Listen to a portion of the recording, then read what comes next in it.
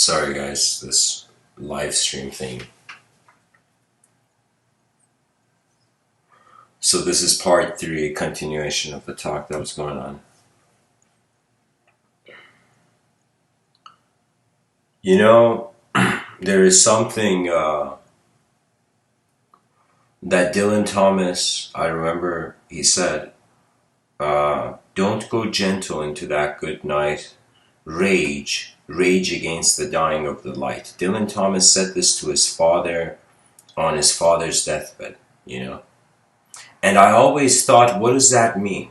What does that mean? Why should a human being care to ask a question?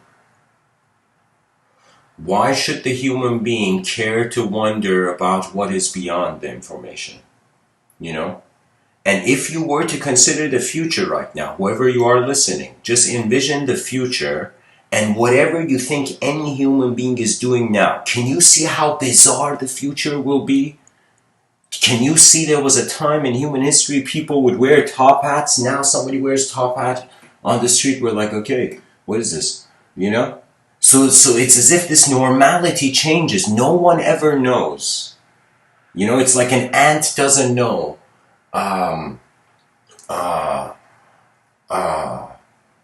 Why the human being goes to work.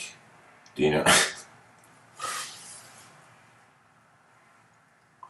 I think people don't realize that the future is the update. And the concept of an update means everything changes. And everything has changed so far. What I mean by this is that we are not this archaic human beings as much as we look at archaic ideas, you know? And I don't know, there could be potentially people who hear me talk and they confuse the speaker for the words that they interpret from their own experiences. You know, it's very important to look at your environment.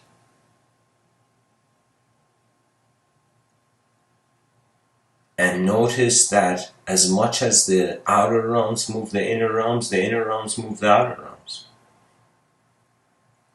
It is not linear.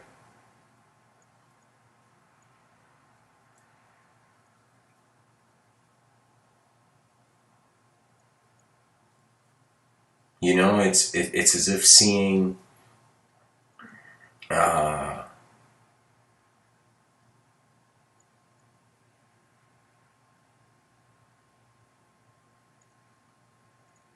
it's like noticing that language is ink on a piece of paper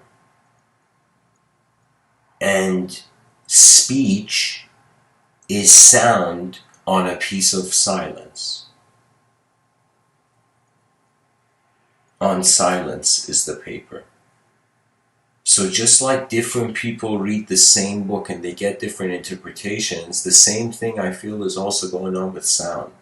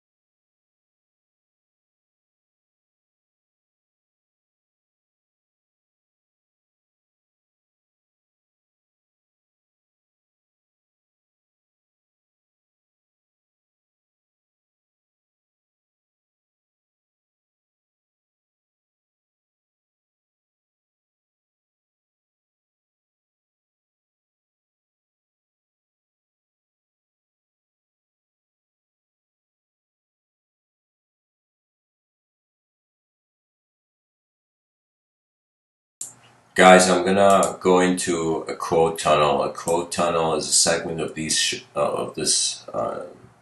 podcast episodes that pretty much I dive into either a theme in history, an idea, and look at different quotes that people have shared from it, or a certain person in history. And for tonight's episode, the quote tunnel is for the word information.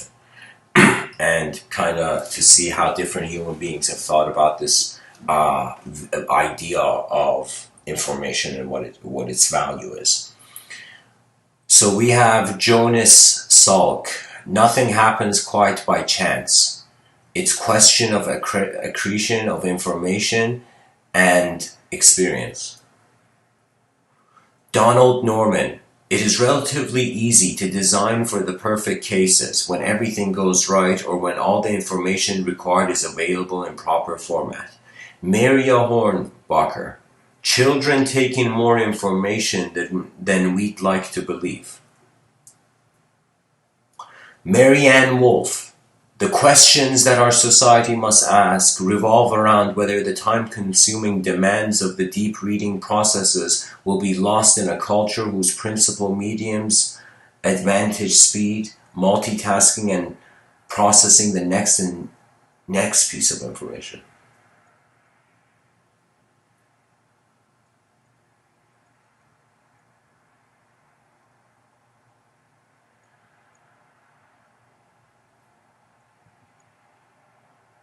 Yeah, we're building a civilization that is easier to be a robot in. If the society is aiming for complete multitasking and processing information faster and faster. Marianne Wolfe says, I have no doubt that the digital immersion of our children will provide a rich life of entertainment and information and knowledge. My concern is that they will not learn with their passive immersion the joy and the effort of the third life, of thinking one's own thoughts and going beyond what is given. Wow. I'm going to share this, guys, in the chat section, this quote.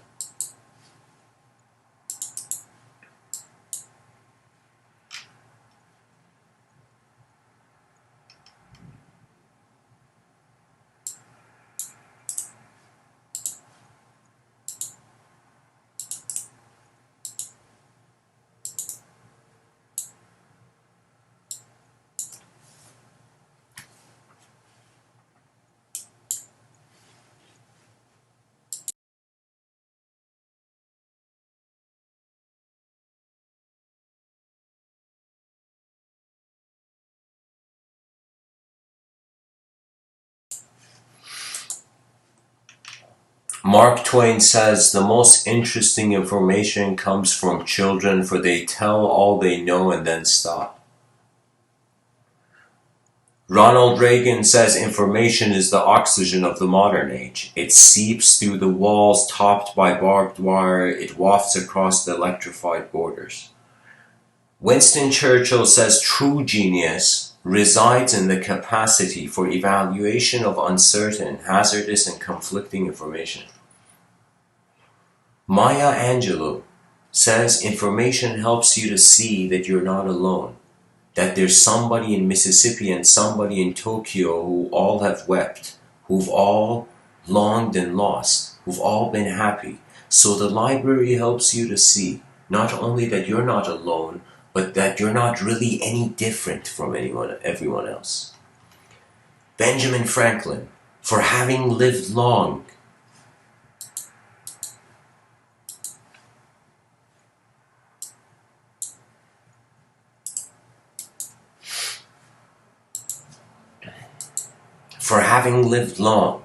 I have experienced many instances of being obliged, by better information or fuller consideration, to change opinions, even on important subjects which I once thought right but found to be otherwise.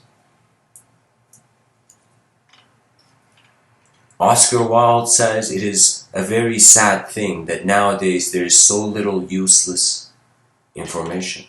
There is so little useless information. Wow, it is a very sad thing that nowadays there is so little useless information. What does that mean? That means the information is not moving from the boundary. That means if you plan for your future from this moment, you can see a certain vision of it, but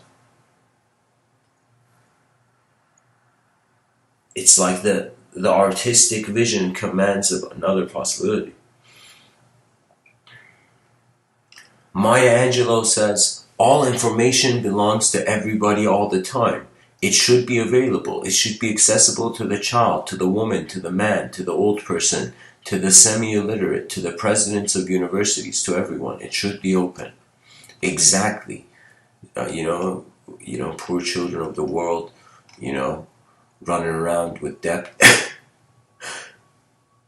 Benjamin Franklin says we are more thoroughly an enlightened people with respect to our political interests than perhaps any other under heaven. Every man among us reads, and is so easy in his circumstances as to have leisure for conversations of improvement and for acquiring information. That's the thing he's saying. Right here, Benjamin Franklin is saying, every man among us reads and is so easy in his circumstances as to have leisure for conversations of improvement and for acquiring information. That means updating. Your mind has to update in this life. Zig Ziglar says new information makes new and fresh ideas possible. T.S. Eliot, where is the life we have lost in living? Where is the wisdom we have lost in knowledge? Where is the knowledge we have lost in information? Wow. Okay. T.S. Eliot is just... this man's roaring at the unknown.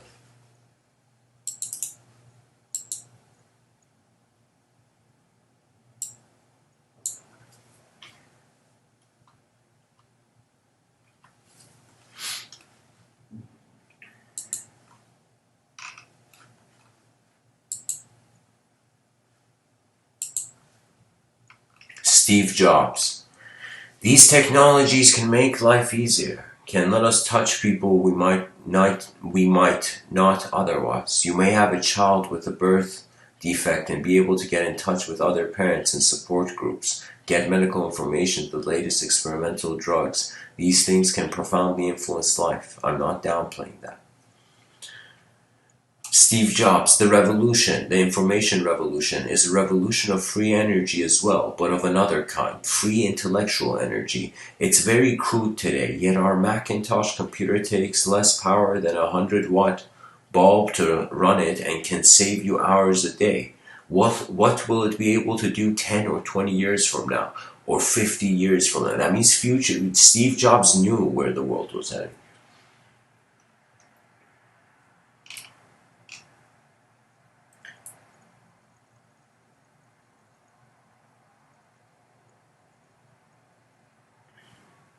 Zig Ziglar says, I seldom read anything that is not of a factual nature because I want to invest my time wisely in the things that will improve my life. Don't misunderstand, there's nothing wrong with reading purely for the joy of it. Novels have their place, but biographies of famous men and women contain information that can change lives. Guys, this is very true. For me, the way I got introduced to philosophy is like I had certain questions. Then I noticed other people had answered certain of these questions. And then I looked at how their approach was, and then I looked at how my own approach was, and then I wondered, it's as if like if I was in their shoes, but the whole thing was modernized, what would I do? So what I mean by that is philosophy gives you access to how the eyes of your species has opened so far. The inner eye, the mind's eye, the inner eye.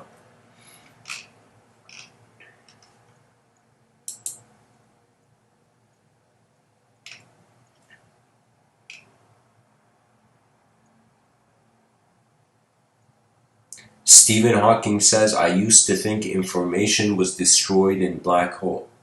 This was my biggest blunder, or at least my biggest blunder in science. Okay, I don't know how accurate that quote is, but if it is accurate, then the context is far from me. Carl Sagan. All of the books in the world contain no more information than is broadcast as video in a single large American city in a single year. Not all bits have equal value.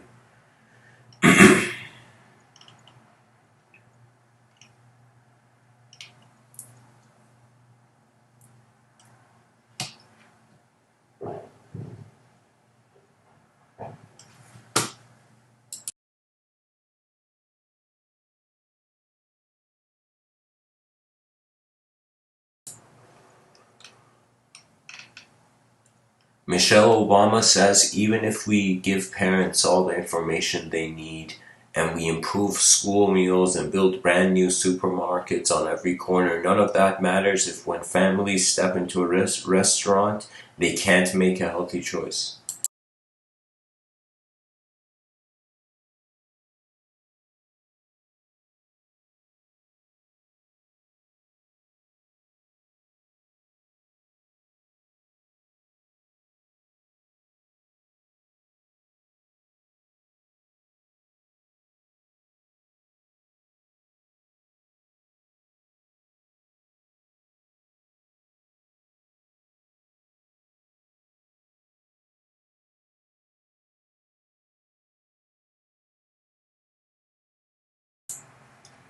Benjamin Disraeli says, as a general rule, the most successful man in life is the man who has the best information. Christopher Hitchens says, I became a journalist partly so that I wouldn't ever have to rely on the press for my information. Wow. Christopher Hitchens was pretty.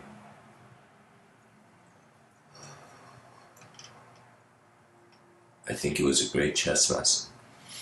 This quote is ascribed to Christopher Columbus. As soon as I arrived in the Indies, in the first island which I found, I took some of the natives by force in order that they might learn and might give me information of whatever there is in these parts. And so it was that they soon understood us, and we them, either by speech or by signs, and they have been very serviceable. Okay, yeah, totally dark side of history here.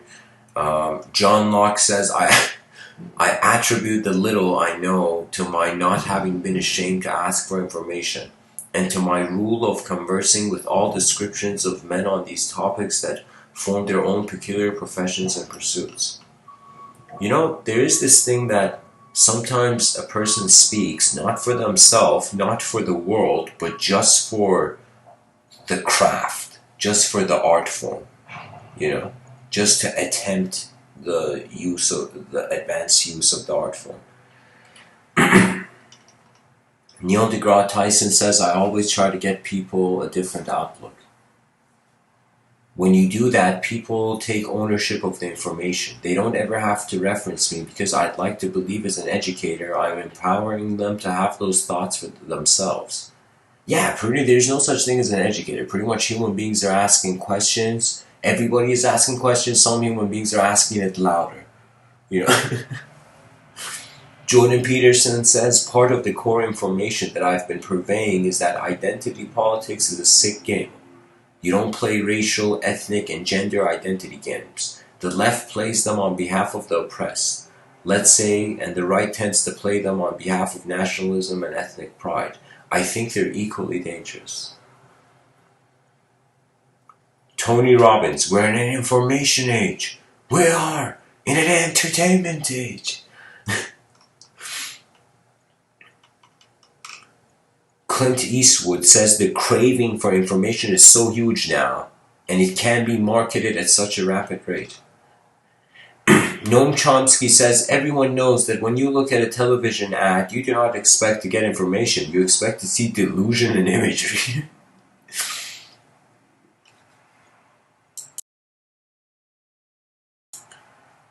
Noam Chomsky says, in ideal form of social control, an ideal form of social control is an atomized collection of individuals focused on their own narrow concern, lacking the kinds of organizations in which they can gain information, develop and articulate their thoughts, and act constructively to achieve common ends. You know what that means? Noam Chomsky is saying we need to build a barracks for the mind, for the intellect. We need to find ways to have human beings look at the big problems of life and attempt to answer. Everybody's vision is information of its own uniqueness, you know? That means imagine all the stuff I'm saying, imagine I had never said it. So that means this phenomena was around. It just, the inner realms require to be vocalized, you know, that's a way of them they manifest. Noam Chomsky says there's plenty to criticize about the mass media, but they are the source of regular information about a wide range of topics. You can't duplicate that on blogs.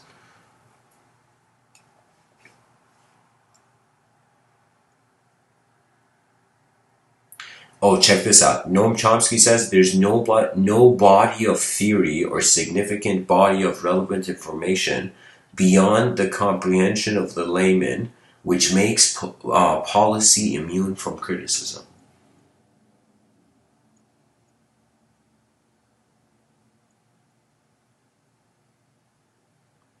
That means whoever your eyes, it's like if you're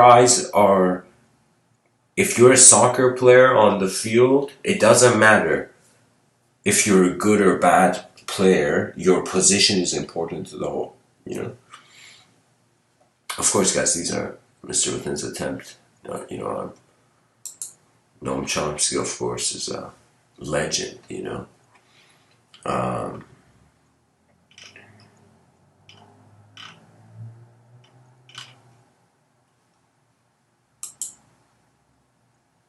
Let's see, this quote tunnel, shall it end or shall there be more?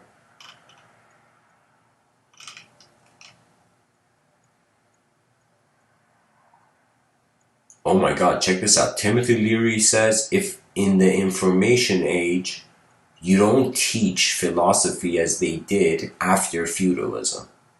You perform it. If Aristotle were alive today, he'd have a talk show.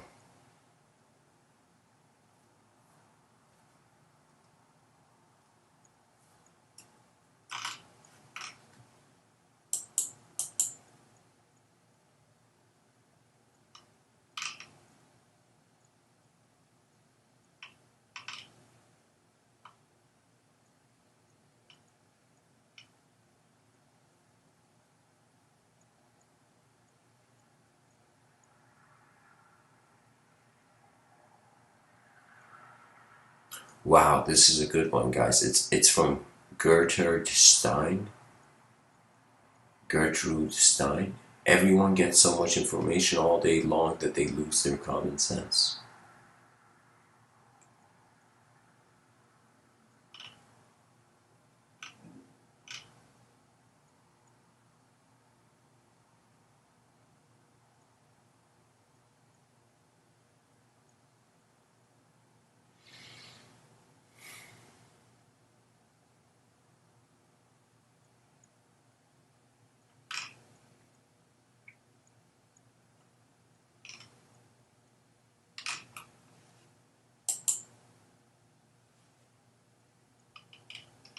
Jonathan Swift.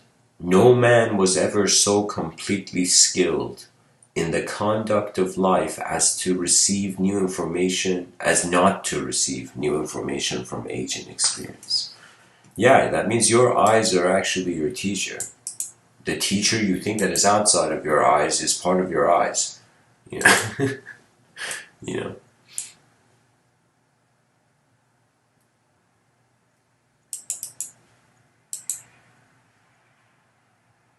So guys, that's the end of the quote tunnel.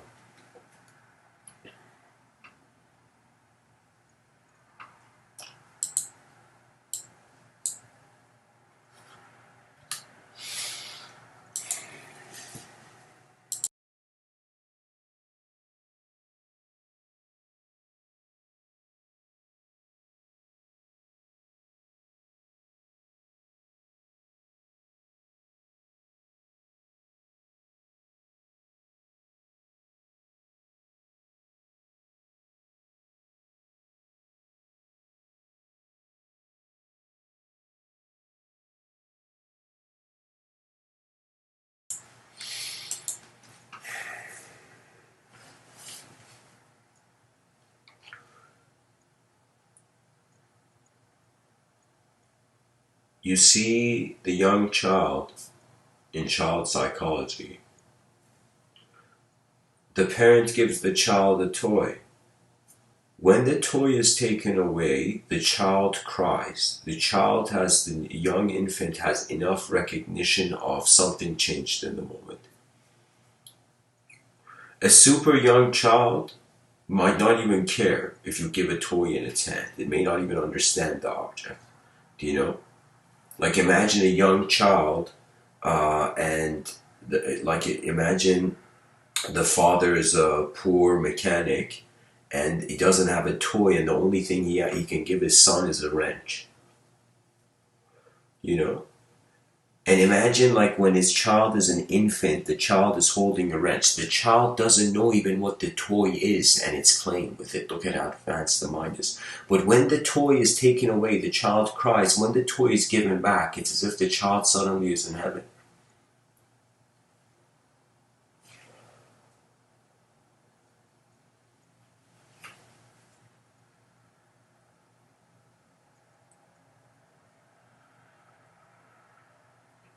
I've had nights where I've wondered.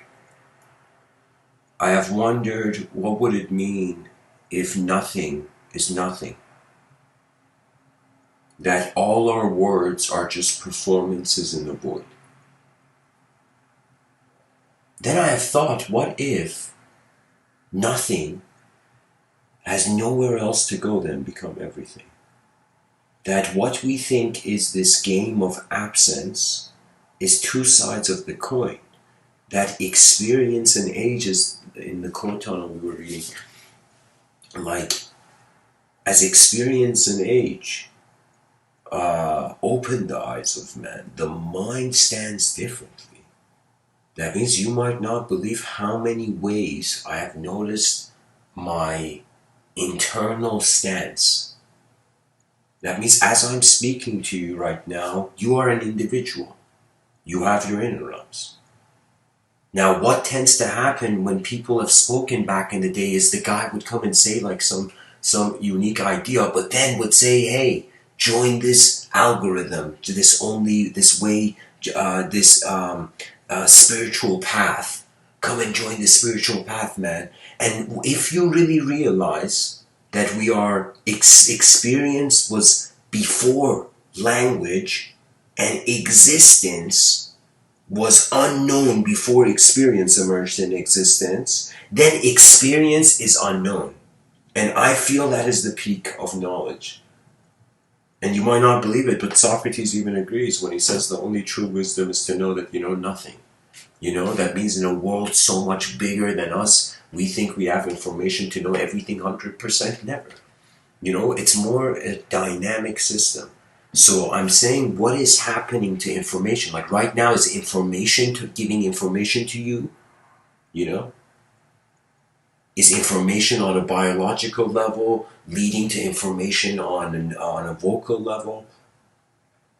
You know, because it's very hard for me to say if a sound wave is part of my body or not.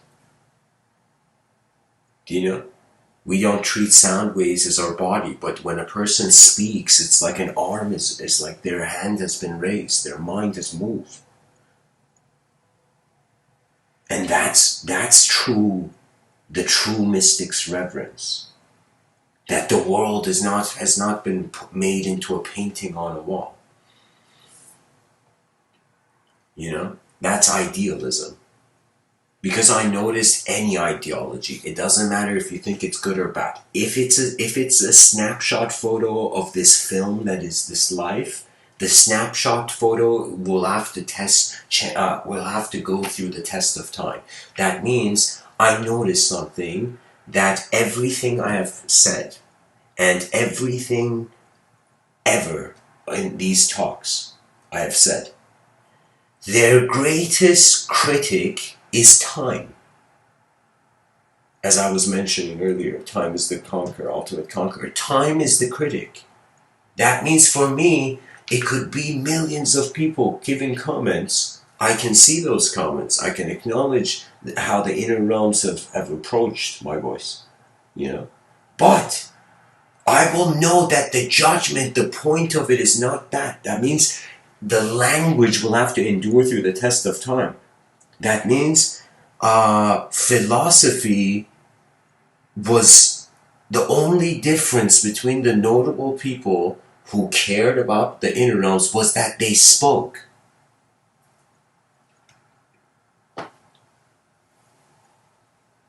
Okay, wow. So Honk in the chat section says Alfred North Whitehead said that ignorance isn't the problem. The ignorance of ignorance is the problem. Yeah, not knowing, not being able to reverse engineer into why the problem is there.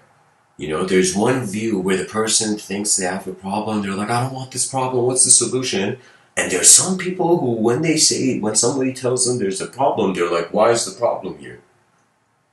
How is the problem, why is the problem approached? Why does it exist? To what degree does it exist? Do you know? That means there was this story I remember, it was about this, I don't know where, I read it in some article or something, like somewhere online, where there was this martial artist, but he was this guy who had gone to Las Vegas, and he was this black belt expert, like expert martial artist, you know? And this guy's gone to Las Vegas, and there's a situation where someone hits him, like they collide, like he bumps shoulders with someone, and or I don't think that's the right term. Like he literally collides with someone, and the other person is intoxicated, and there's a fight situation. Do you know? And the guy wants to fight, and his friends, this Persian guy's friends, you know, um, his friends are like, "Yo, this guy's a black belt. This drunk guy wants to fight this black belt. This black belt's gonna destroy this drunk guy." So they're all waiting to see their friend who's this black belt martial artist to actually defeat this guy. Something strange happens. The guy looks at the man and says, "Sorry, you're right," and goes. And the guy's like, "Yeah, know your place," or something. The guy, even though the black belt is telling the guy, apologizing to this guy, even though that guy is the cause of the problem, he started the situation, do you know? And his friends then wondered about this, and later on asked him, he's like, "Why didn't you fight? Why didn't you do this?" And he said, "Because who is he?" That means you can, so many, if the person wants to like become an airbender of their emotions, you have to have an incredible alertness to phenomenology. And it's how it even arises as a narrative. Imagine right now pure silence and stillness, and the waves on the mind, like ocean waves. These waves are the projection of the narrative individual conscious existence of the human being. It is a dance between potential and kinetic energy, but because reality has so many unknown dimensions, because it's a big place, big unknown place we're in, you know, that means it's like throughout my life I've been just everybody knows the address of their home in childhood, you know, but I realized that address wasn't my home. That what was the concept of home before language? This is one of those questions when you study language, that if you've been a person who's been savage, or one of the isms, sexist, racist, or whatever, you're going to suddenly realize people are unknown to themselves until they try things out. That means you don't know who you are unless you go towards the new. It's not a who wants to be a enlightened, millionaire, choose this ideology, kind of game show.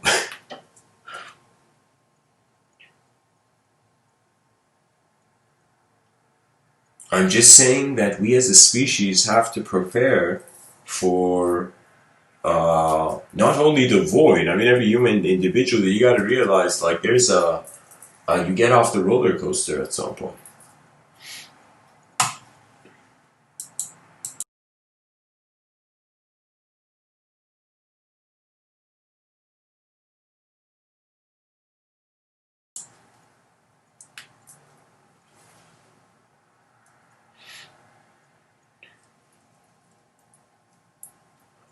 You know, there is so many approaches to knowing things.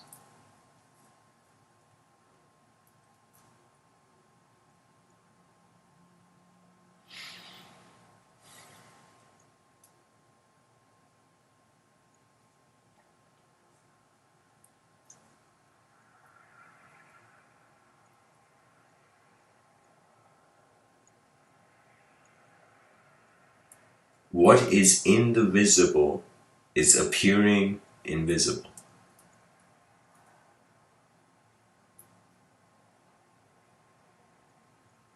The mind of man may appear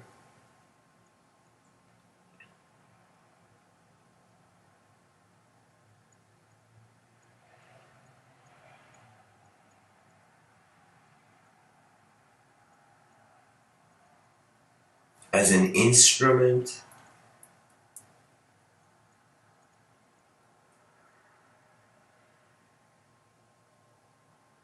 as an instrument. It can be seen as as if like imagine right now you are in a vehicle and you're looking at the vehicle from inside the car. Now you don't know based on the inside of the vehicle how the outside appears. You don't know if you're driving a Bugatti, you don't know if you're driving, I don't know, a bus. I mean, like, you'd probably know if it was a But what I'm telling you is you don't know, you don't see the outside of your car, you are inside the vehicle. The mind appears that way. I think that's an interesting approach towards the mind. And that's what all philosophers have been doing, you know? Materialism has been silencing the creative space for the new.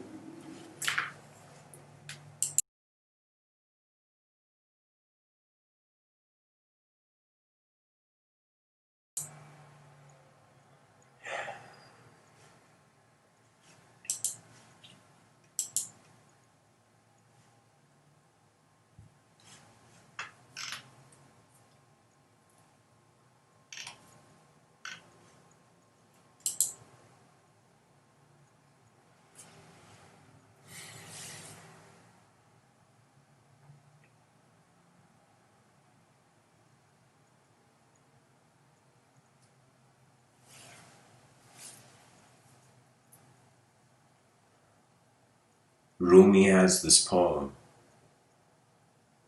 which I think is pretty much is an efficient algorithm, at least.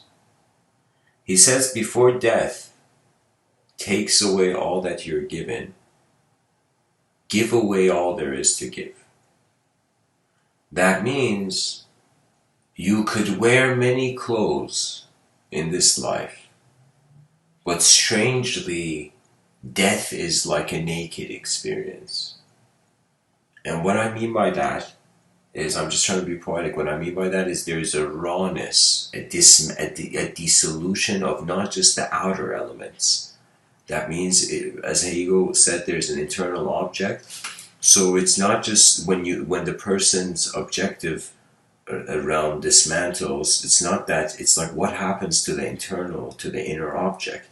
Now, if it's the case that the body is in the mind, eternity is possible.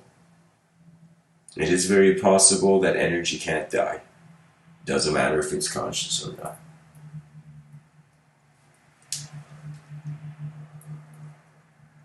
Eternity is not contained. So they say the difference between awareness and consciousness, that consciousness is awareness to a self, to a form. So for me, my energetic intelligence appears to me as the sun. My mind appears as the object or earth, and the shadow of my mind is matter's phenomenology. That means really matter is happening in a certain way on its own.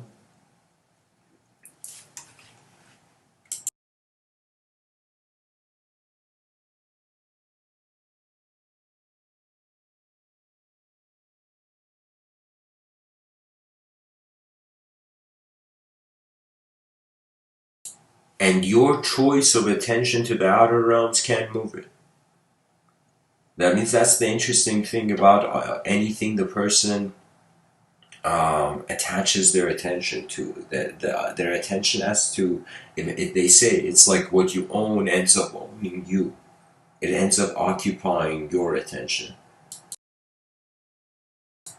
That means, and this doesn't mean the person should own anything, but I'm saying like, it's just this recognition that sometimes it could be the case that we are creatures on a rock in the middle of nowhere, and subconsciously we're all a bit freaked out, even though we're evolving from the savageness of how we were in the jungles to civility.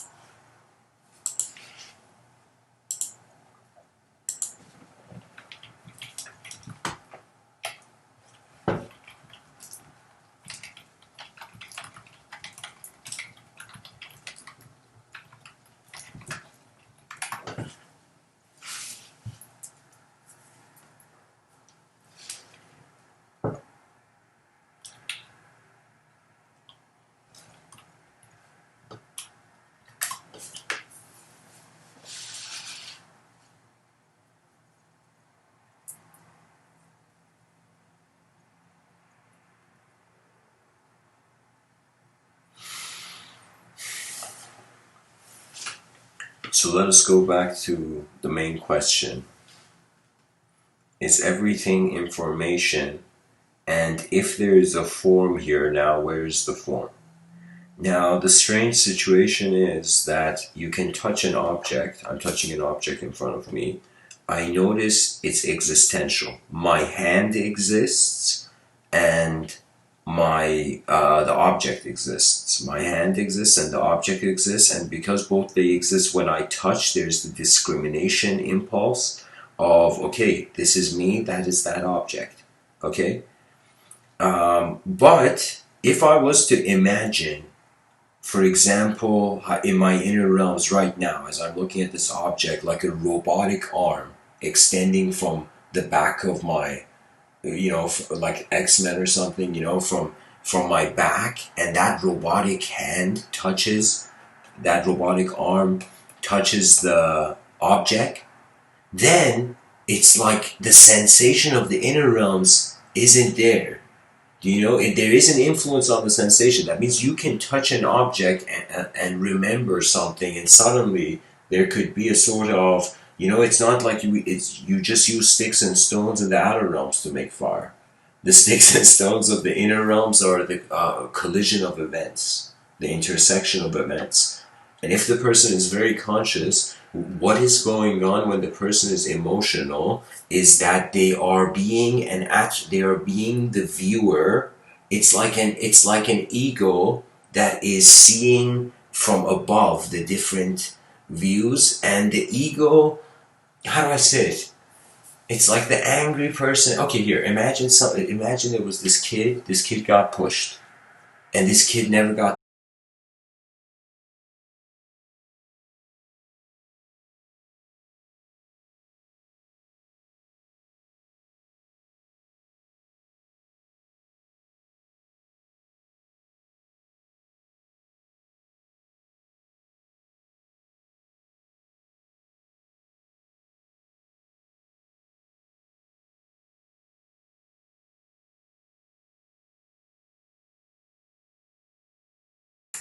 Sorry guys, the streaming thing disconnected. I had to wait for it to reconnect.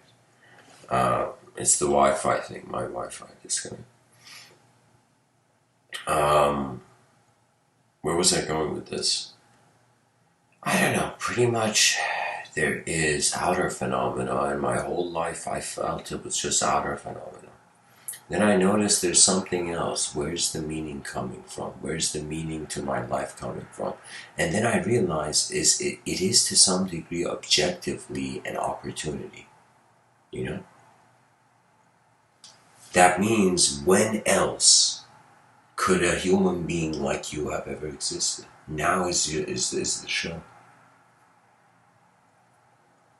So you see, information has levels to it. We can say that if we can apply this known unknown access to information, that means there are certain things that have form that we are conscious of, and there are certain things that have form we're not conscious of. Carl Jung, for example, this psychologist, he considered the collective unconscious. And what did he mean by that? He meant that what you don't know and what I don't know are the same. That means it's not that people have just stuff in common that they know. They also have all that they don't know in common. Do you know? And when this sort of right now, here's the thing. So if you were looking at human civilization as a tactician, as a modern tactician, let's say, modern observer, as an eagle flying in the sky and just looking at civilization.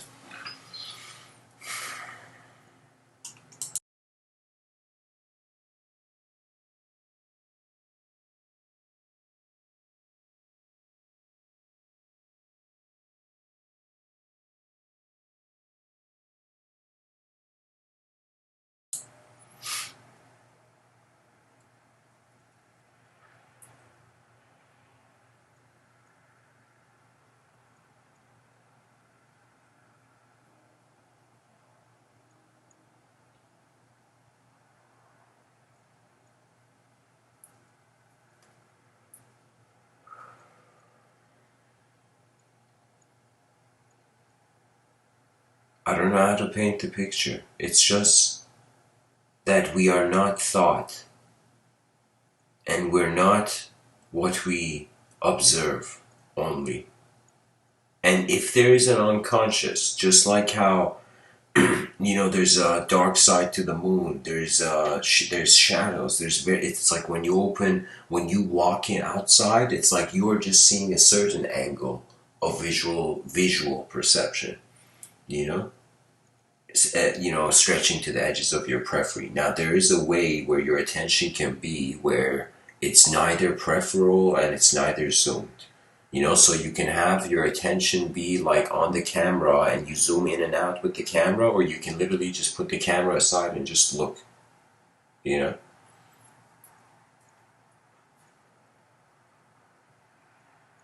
I don't know what it is, but it has to do with how things are positioned.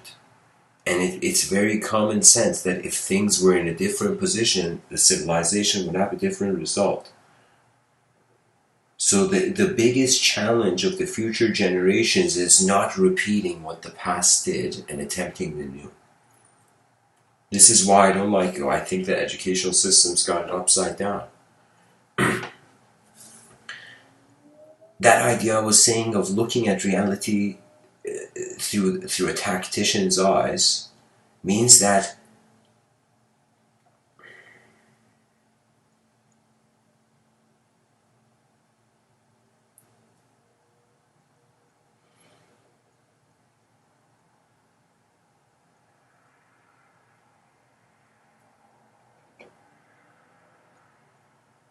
imagine phone companies, they all were forced to make one kind of phone. And only one kind of phone was allowed.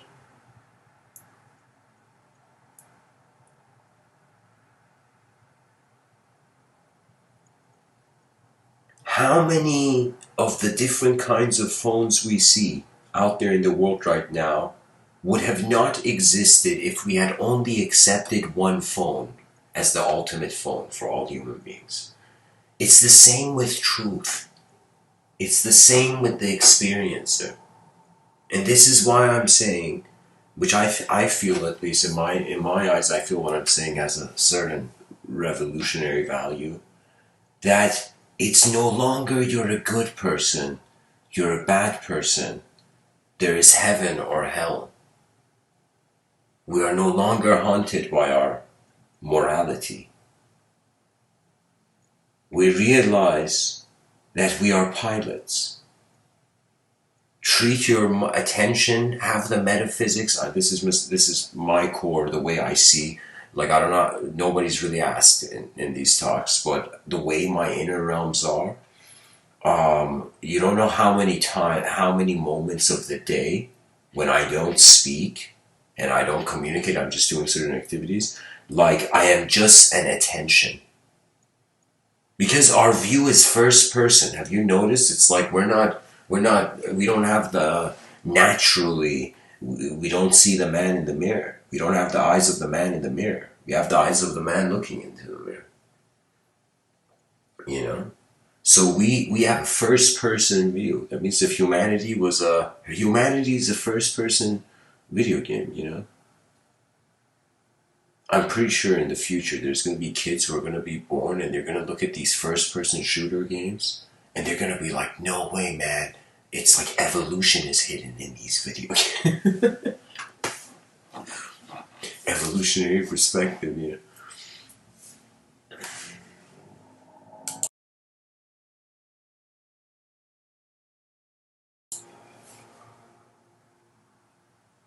I think the tactic is to make every human being realize that discriminate between what is their inner realm and what is their outer realm.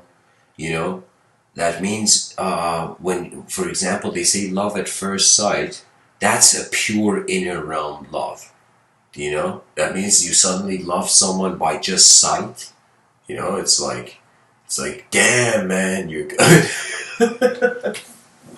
You know, those people in history you read, because I don't know, many people don't know this. I mean, but there has been many epic lovers in history, you know, and I don't remember all their names, but for example, there was Romeo and Juliet, you know, and there was Layli and Majnun in certain Eastern traditions. There were many, you know, there were lovers all around the world, but these were mythical lovers. These were lovers where it's as if their performance as two beings and just being here, you know, had a different value. So, you know, like think of how even though it's abstract, but the thing about Romeo and Juliet is that the story echoed, regardless of its origin, regardless of the kind, if it was born from the mind or if it was actually based on reality, you know. That archetype echoed. That relationship of the lovers echoed. Now, in Eastern culture, there's this story about Layli and Majnun, that Majnun is like the guy, is like Romeo, and the Juliet is Layli. Okay? And there's this situation where this, from the literature, this is from a literary work. In it, Majnun, there are a bunch of people praying, and in the Islamic tradition, when they pray, you know, this story is from the East, from the Middle Eastern lovers, I guess.